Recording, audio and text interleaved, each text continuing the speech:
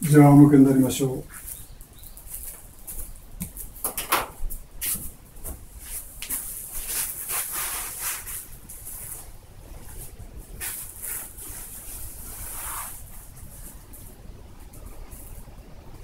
胃との接触を感じ取りましょう。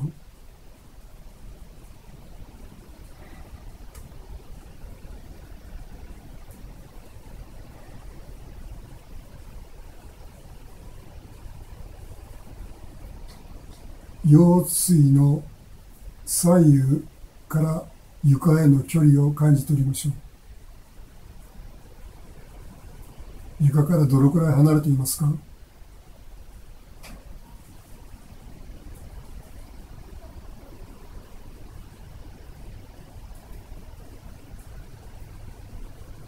右横になってください。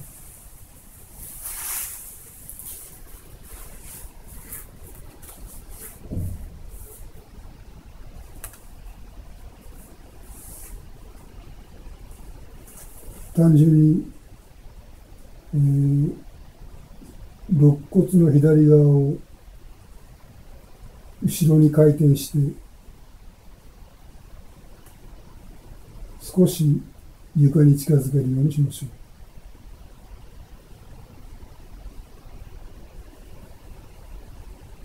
う。戻して繰り返します。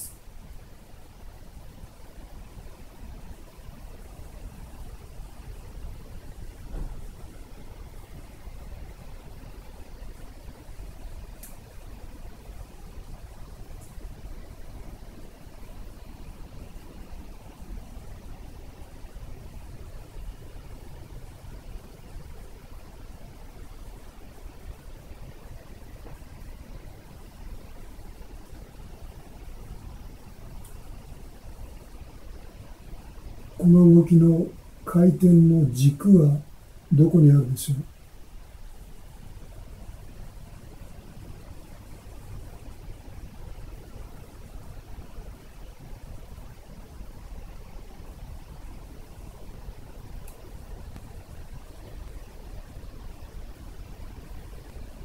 う？やめて仰向け休みましょう。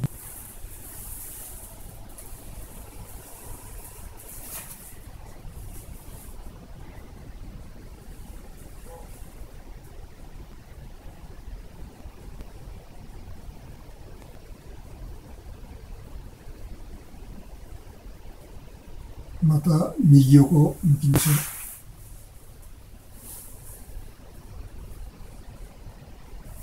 う。今度は両手のひらを合わせてください。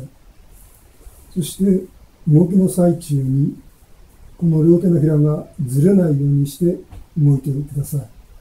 では今度動きが小さくなりますけども、同じように、肋骨の左側を少し床に近づけるように回転していきます。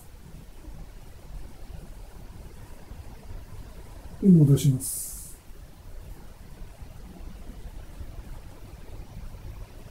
繰り返してください。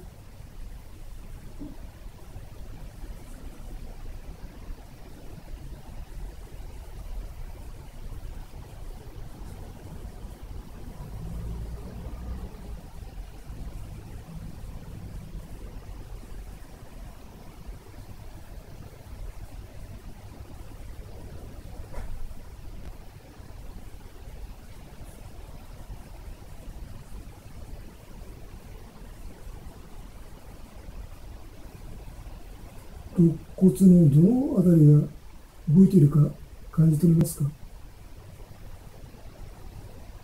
休みましょう。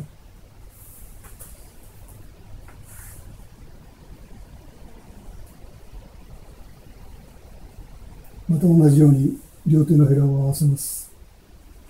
今度は、両腕を少し頭の方に近づけて上向きにしてください。そうです。そして同じことをしましょう。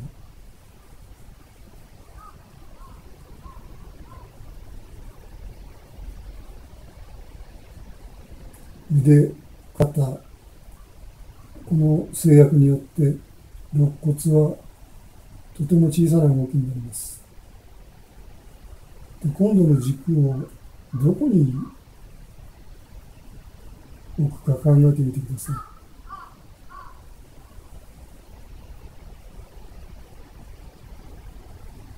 背骨自身をこの動きの軸にできますか？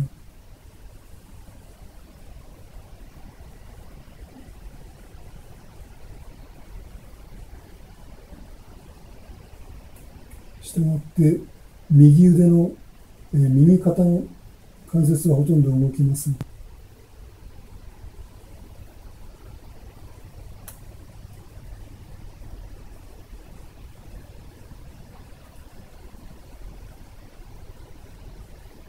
やめて休みましょう。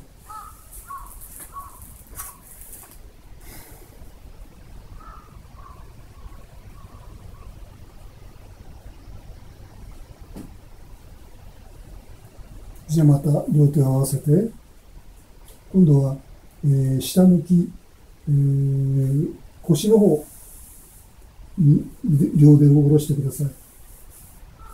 楽な位置で結構ですから。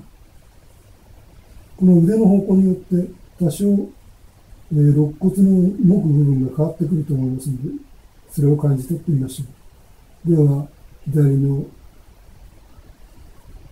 背中、肋骨を後ろの方に回転していって、床に近づけてください。そして戻します。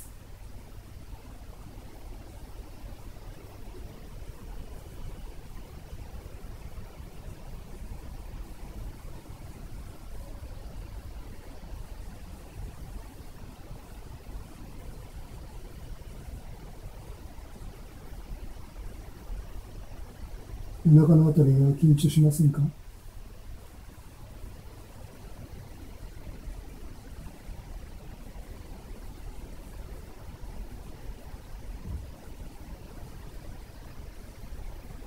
呼吸はどうでしょう？回転、後ろに持っていくときに呼吸を吐くか吸うか、いろいろ繰り返してみてください。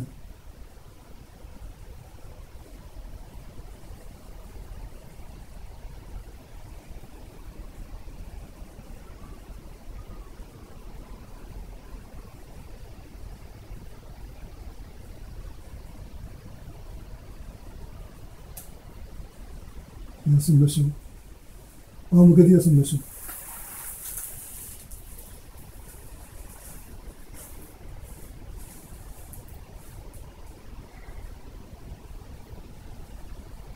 左右の肋骨と床との接触はどうでしょ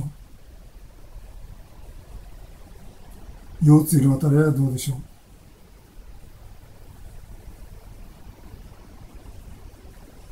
レッスンの最初と何か違いが起きましたか？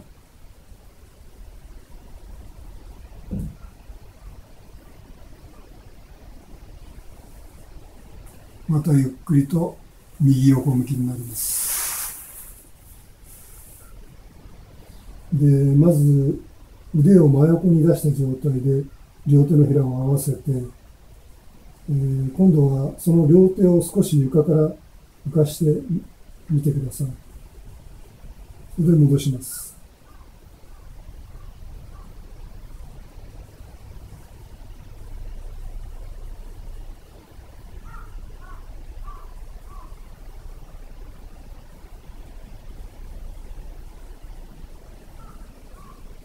肋骨に何が起きるでしょう？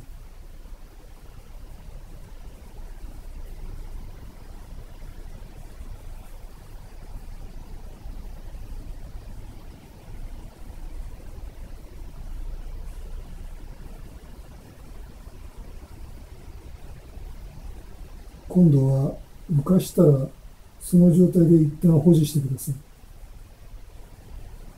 そしてこの腕を頭の方向と足の方向、上下方向に円を弧を描くように動かしましょう。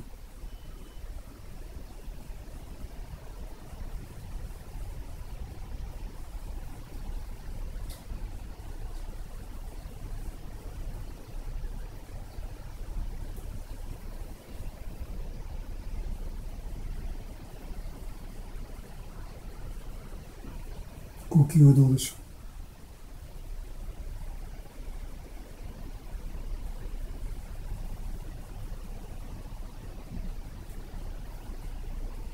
う。十分でしょう。休みましょう。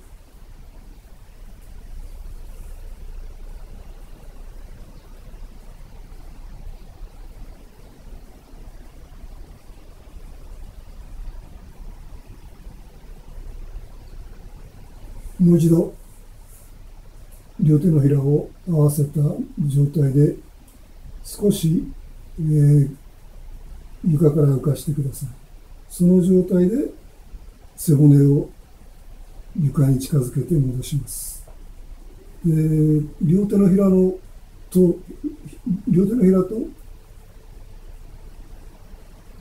床との距離は変わらないようにしてください。したがって肩甲骨は動かずに肋骨だけが動く動きになります。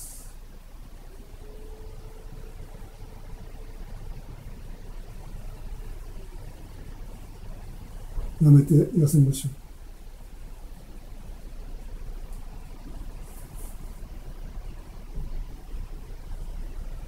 う。で、同じように両手のひらを合わせて床から浮かせて少し頭の方向へ移動してください。その状態で背骨を後ろに回転して戻します。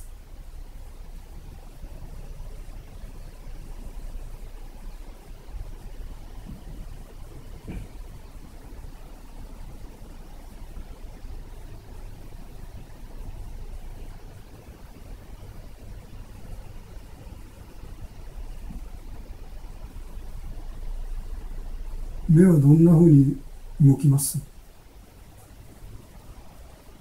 顎はどんなふうに動きます？頭はどんなふうに動きますか？やめて休みましょう。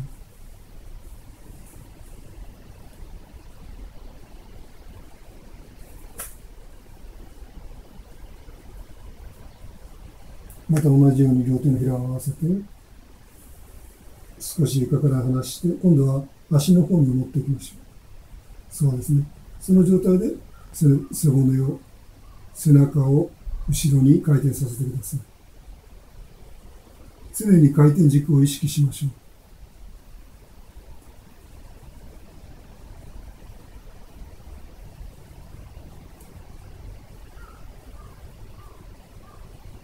背骨、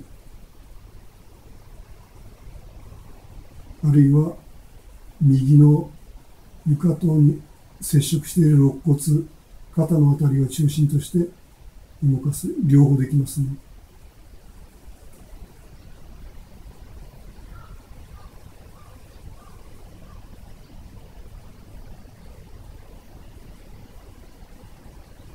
十分でしょう。休みましょう。仰向けで休みましょう。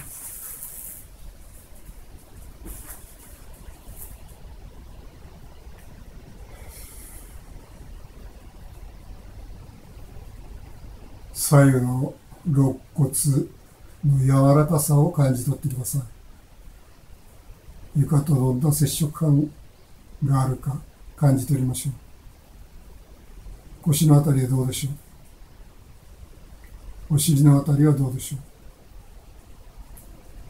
少し頭を左右に転がしてください。小さく。顎は緩んでますね。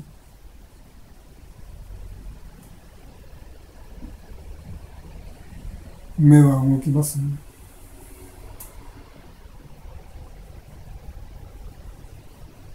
十分でしょう。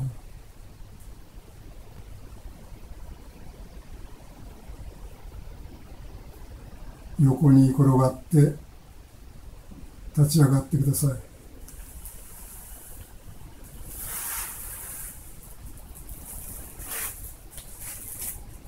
これでレッスンは終了です。